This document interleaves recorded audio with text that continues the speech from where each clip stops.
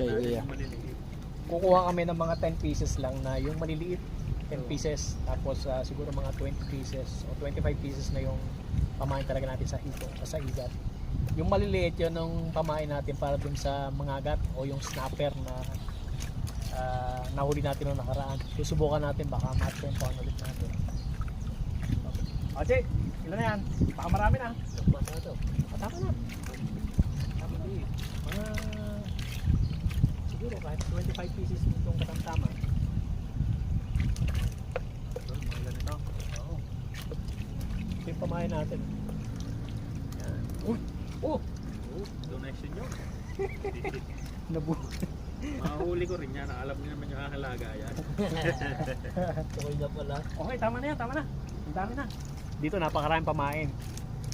Kaya sa lahat ng gustong bumili ng pamain, si Kuya Natoy, andito lang siya.